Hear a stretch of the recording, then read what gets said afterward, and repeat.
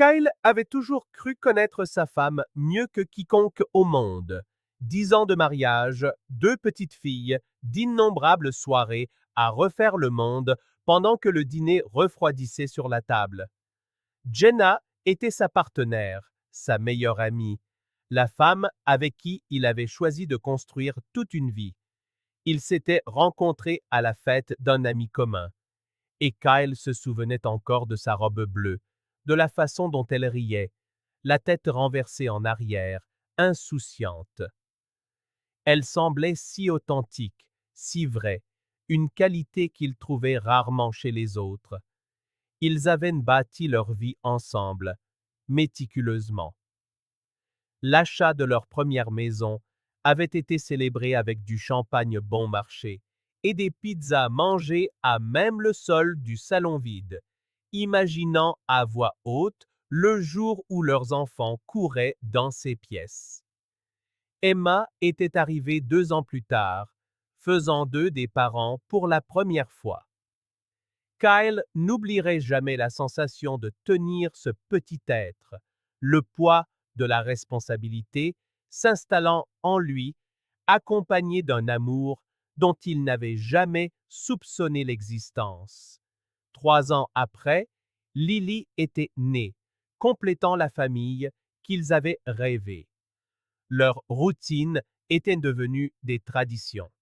Les pancakes du dimanche, les soirées cinéma du vendredi, les discussions nocturnes sur les factures, les filles, les petites victoires au travail. C'était une belle vie, solide, construite pour durer. Mais au cours des 3 derniers mois, quelque chose avait changé. Ce ne fut pas une explosion dramatique qui fit tout voler en éclats. C'était subtil, graduel, comme une fine fissure sur un mur, que l'on ne remarque que lorsque le soleil de l'après-midi l'éclaire sous le bon angle. Kyle avait d'abord tenté d'ignorer les signes, se disant qu'il était paranoïaque, que le stress altérait sa perception. Mais le malaise persistait, grandissant lentement, impossible à chasser complètement. Tout avait commencé quand Jenna avait demandé à avoir du temps pour elle. C'était un mardi matin. Alors qu'elle préparait des œufs brouillés pour les filles, elle avait lâché, l'air de rien. Kyle, j'ai besoin de temps pour moi, pour me retrouver, tu sais?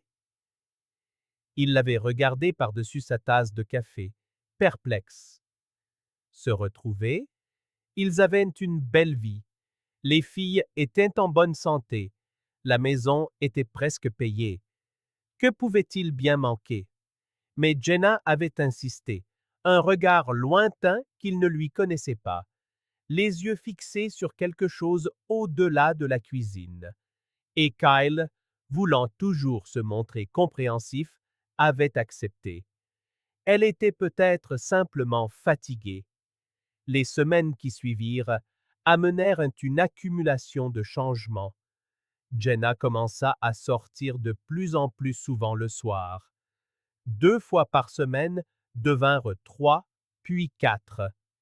Je vais juste faire un tour, j'ai besoin de m'aérer la tête, disait-elle en attrapant ses clés avec une hâte nouvelle.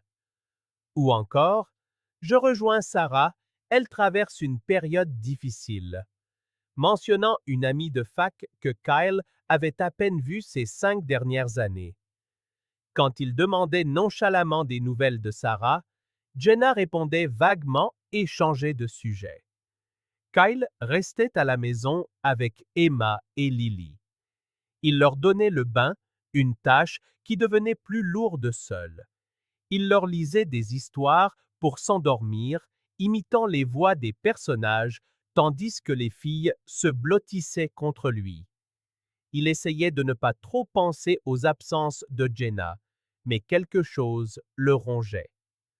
Un soir, alors qu'il brossait les cheveux d'Emma, elle demanda « Papa, pourquoi maman sort si souvent ?»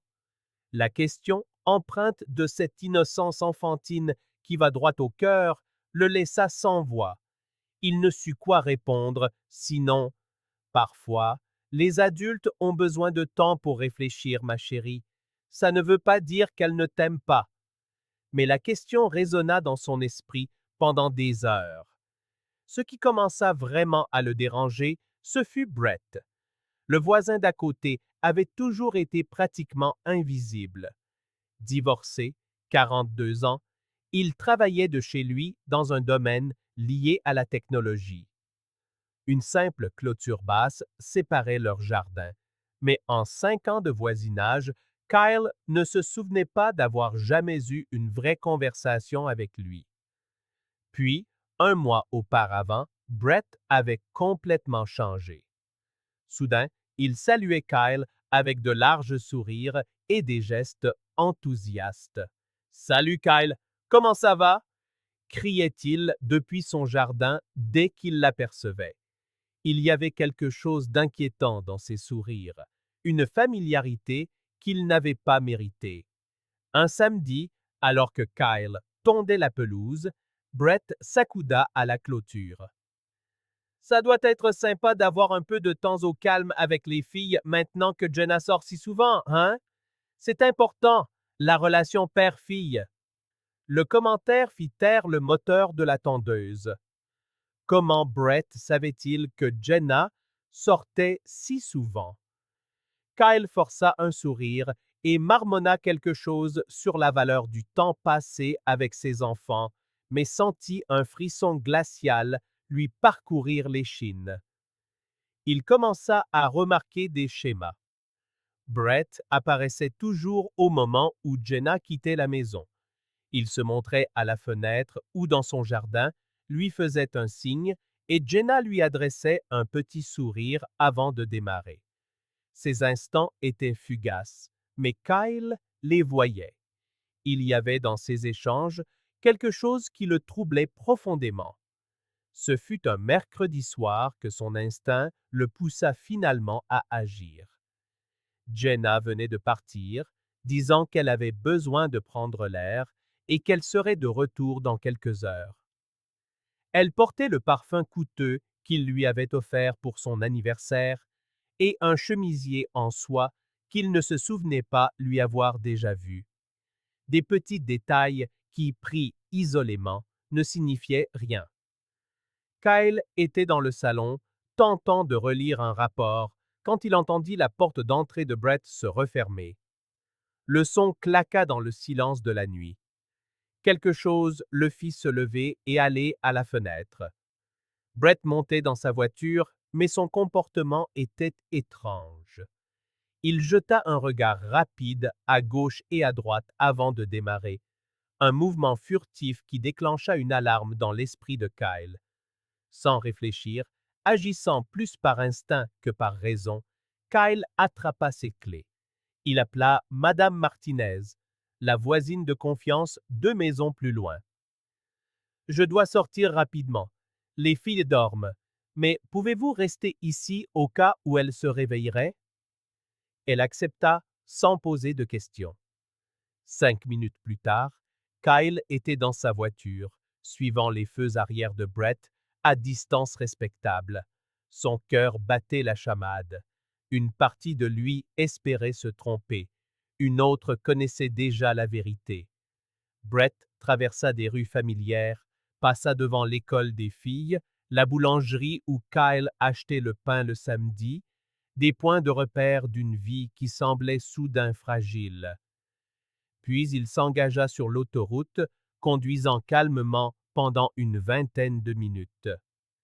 Kyle se maintenait à 2 ou 3 voitures derrière, les mains crispées sur le volant. Quand Brett se gara sur le parking d'un parc isolé, Kyle sentit l'air s'alourdir. Il se gara loin, éteignant ses phares. Le parc était presque désert. Brett coupa son moteur dans un coin sombre. Kyle regardait, le souffle coupé, priant pour avoir tort. 10 minutes s'écoulèrent, lentes et tortueuses, puis 15. C'est alors qu'il la vit. La voiture de Jenna entrant lentement sur le parking, ses phares fendant l'obscurité. Kyle reconnut ce SUV blanc entre mille, celui qu'ils avaient acheté ensemble 3 ans plus tôt. Jenna se gara juste derrière la voiture de Brett, avec une précision qui trahissait une habitude. Kyle vit sa femme descendre. Elle balaya le parking du regard, puis se dirigea vers la voiture de Brett. La portière passager s'ouvrit avant même qu'elle ne l'atteigne. Elle monta. La portière se referma. Kyle resta là, à 50 mètres, observant la voiture qui se mit à bouger légèrement après quelques minutes, les vitres s'embuant dans la nuit froide. Il ne pouvait ni bouger ni respirer correctement. Tout semblait irréel, comme s'il regardait la vie de quelqu'un d'autre. Il n'avait pas besoin d'en voir plus. C'était assez, bien plus qu'assez. Kyle démarra la voiture, les mains tremblantes, et rentra chez lui. Il ne pleura pas, ne cria pas. Il sentit simplement un vide glacial s'installer là où se trouvait autrefois la confiance. Quand il arriva, les filles dormaient encore. Il remercia Madame Martinez, l'assura que tout allait bien, puis s'enferma dans son bureau. Il ouvrit son ordinateur et commença ses recherches. Avocat spécialisé en divorce, loi sur la garde des enfants, partage des biens, l'infidélité comme facteur aggravant. Il avait toute la nuit devant lui et il utiliserait chaque minute. Jenna rentra 2 heures plus tard. Kyle entendit ses pas dans l'escalier, le bruit de la douche. Elle se lavait de l'odeur de l'autre avant de retrouver sa façade. Kyle resta dans son bureau, prenant des notes, compilant des informations, bâtissant un plan. Quand le soleil se leva, il avait déjà pris rendez-vous avec un avocat pour 9 heures le matin même. À 7 heures, quand Jenna descendit préparer le café, Kyle l'attendait à table. Elle sursauta en le voyant, mais se reprit vite. « Tu es déjà levé? »« Je n'ai pas pu dormir, » répondit Kyle d'une voix calme, maîtrisée. Je réfléchissais. « À quoi? » demanda-t-elle en lui tournant le dos pour fouiller dans un placard. « À toi et Brett. » Le bruit de la tasse qu'elle reposa fut presque comique. Jenna se figea. Kyle vit le moment exact où elle décida de mentir. Elle se retourna lentement, un air de confusion forcé sur le visage. « Brett, le voisin, qu'est-ce que tu racontes? » Kyle s'adossa à sa chaise. « Jenna, je vous ai vu hier soir, sur le parking du parc. J'ai suivi Brett quand il est parti 10 minutes après toi. Je t'ai vu monter dans sa voiture. J'ai attendu 40 minutes. J'ai vu tout ce que j'avais besoin de voir. » La couleur quitta son visage. Pendant 10 secondes, elle ne fit qu'ouvrir et fermer la bouche, cherchant ses mots. « Kyle, ce n'est pas ce que tu crois. »« Ah non? » Il laissa échapper un rire sec, sans joie. « Alors explique-moi, je t'en prie. Je suis curieux d'entendre ta version. » On a juste parlé. Il m'aidait à traverser des problèmes personnels. « Vous avez parlé? » coupa Kyle, sa voix toujours contrôlée mais tranchante. Dans sa voiture, sur un parking isolé, à 10 heures du soir, avec les vitres embuées, Jenna, pour l'amour de Dieu, ne m'insulte pas. Des larmes commencèrent à couler. Elle fit un pas vers lui. Kyle, s'il te plaît, c'était une erreur, une terrible erreur. Je ne sais même pas ce qui m'a pris. Je me sentais invisible, et il était là, il me prêtait attention. Donc c'est ma faute? Kyle se leva, la chaise raclant le sol. Tu as trompé notre mariage, tu m'as menti pendant des mois, et c'est parce que tu te sentais invisible? Nous avons 2 filles qui dorment à l'étage, Jenna, Emma et Lily. 10 ans de mariage, une vie entière, et tu as tout jeté en l'air pour un peu d'attention? Non, je t'aime toujours. Je n'ai jamais cessé de t'aimer. Tu as une façon très créative de le montrer, dit Kyle, l'ironie cinglante. Tu sais ce que j'ai fait toute la nuit? J'ai cherché des avocats. J'ai lu les lois sur la garde des enfants. J'ai un rendez-vous dans 2 heures. J'ai déjà commencé à tout documenter. Les dates, tes mensonges. Et oui, je vais me battre pour la garde principale des filles. Tu as peut-être oublié ce que signifie être une épouse, mais je ne te laisserai pas oublier tes responsabilités de mère. Jenna éclata en sanglots. Tu ne peux pas faire ça. Ce sont aussi mes filles. Tu aurais dû y penser avant de monter dans cette voiture. Kyle prit ses clés. Je sors. Quand je reviendrai, je veux que tu sois là pour t'occuper des filles. Dans 1 heure, elles se réveilleront. Elles voudront leur petit déjeuner. Elles voudront une normalité. Peux-tu leur offrir ça aujourd'hui? Ensuite, nous parlerons de comment et quand leur annoncer que nous n'allons plus vivre ensemble. Et Jenna, tiens Brett à l'écart de cette maison et de nos filles. S'il s'approche, j'appelle la police. Kyle, attends, s'il te plaît. Mais il était déjà sorti, sans un regard en arrière. Le rendez-vous avec l'avocat fut éclairant. Richard Harrison, un homme d'une 50aine d'années, confirma ses chances d'obtenir la garde principale. La stabilité des enfants était la priorité des tribunaux. Quand Kyle rentra, Jenna l'attendait. Ses yeux étaient rouges et gonflés. Kyle, peut-on parler? Je suis allé le voir, dit-elle rapidement. J'ai envoyé un message à Brett. Je lui ai dit que c'était fini, que j'avais détruit ma famille. J'ai bloqué son numéro. S'il te plaît, essayons une thérapie de couple. Kyle laissa échapper un rire sincèrement surpris. Tu crois vraiment que ça peut se réparer? Jenna, tu n'as pas compris. Je ne suis pas en colère seulement parce que tu as couché avec lui. Je suis brisé parce que tu m'as menti, systématiquement, chaque jour pendant 3 mois. Tu as trahi ma confiance de la manière la plus fondamentale qui soit. Tu t'es moqué de moi dans mon propre quartier, en saluant ton amant pendant que je tondais la pelouse. Aucun thérapeute au monde ne peut réparer ça. Alors c'est tout? 10 ans, et tu abandonnes sans même essayer? Kyle la regarda. C'était le même visage, mais elle était devenue une étrangère. Ce n'est pas moi qui ai abandonné Jenna. Toi, tu as abandonné la première fois que tu es monté dans cette voiture. Les jours qui suivirent furent un brouillard de paperasse et de conversations difficiles.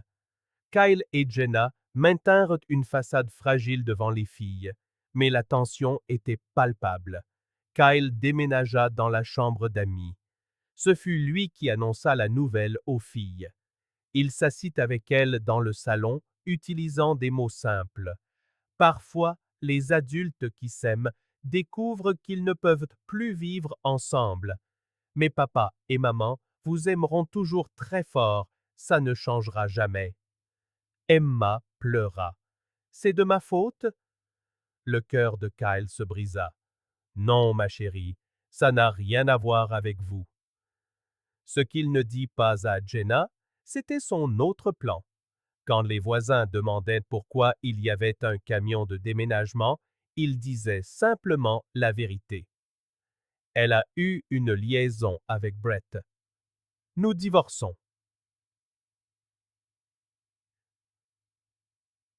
Dans les petites communautés, les secrets ne durent jamais. En 2 semaines, Brett passa d'invisible à paria. Les gens cessèrent de le saluer. Les invitations s'arrêtèrent. Kyle n'eut rien à faire d'autre que d'être honnête. La communauté fit le reste.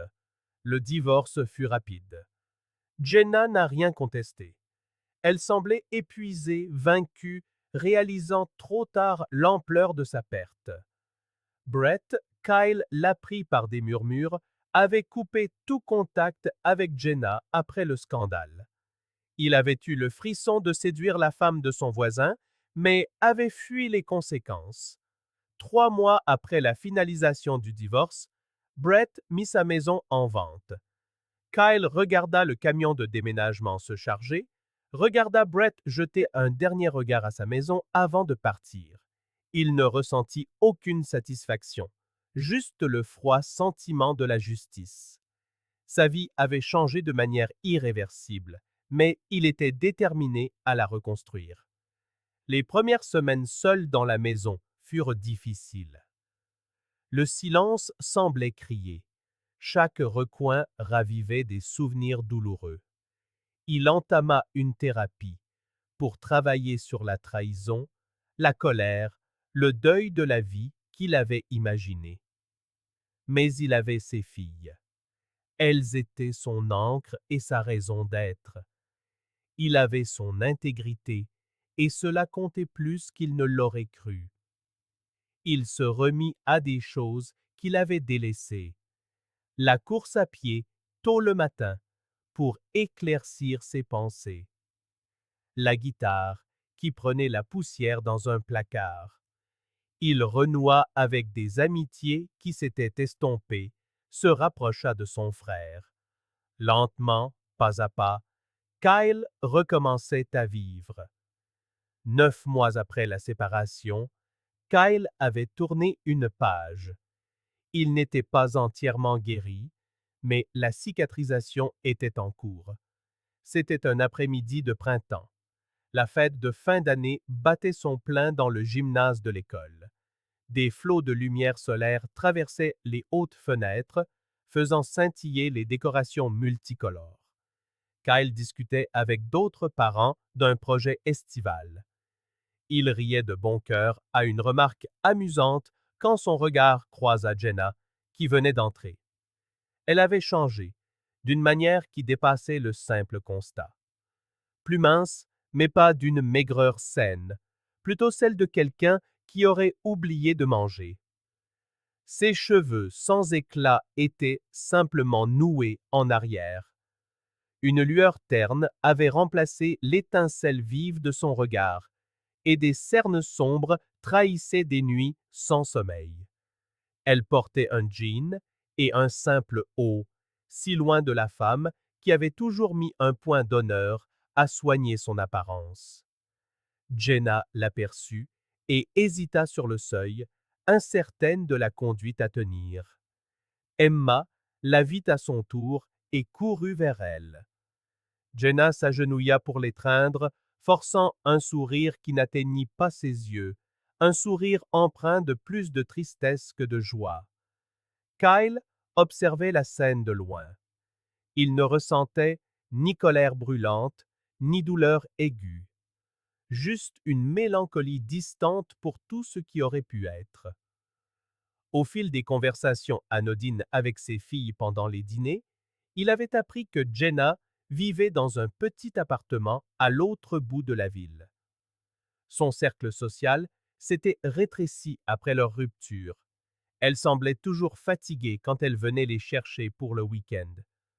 Un soir, Emma avait glissé que maman pleurait parfois quand elle se croyait seule. Kyle ne savait qu'en penser, oscillant entre une compassion résiduelle et le souvenir tenace qu'elle avait elle-même choisi ce chemin. À travers la salle bondée, le regard de Jenna chercha le sien. Leurs yeux se croisèrent un bref instant. Kyle y eut un regret, limpide comme de l'eau de roche, une tristesse profonde et la compréhension tardive de tout ce qu'elle avait détruit. Elle sembla vouloir parler, ses lèvres s'entr'ouvrirent, puis se refermèrent. Kyle lui adressa un léger hochement de tête poli, puis se retourna vers sa conversation. Il n'y avait plus rien à dire. Aucune réconciliation n'était possible, ni même souhaitée. Juste deux étrangers qui avaient un jour été mari et femme, liés uniquement par leurs 2 filles. Quand la fête se termina, Kyle prit ses filles par la main et sortit.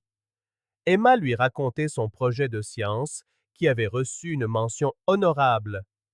Lily sautillait à ses côtés, fredonnant une chanson apprise en classe. Le soleil était doux, le ciel dégagé, et tandis que les filles bavardaient sur la banquette arrière, Kyle conduisait vers la maison, envahi par une paix qu'il n'avait pas ressenties depuis longtemps.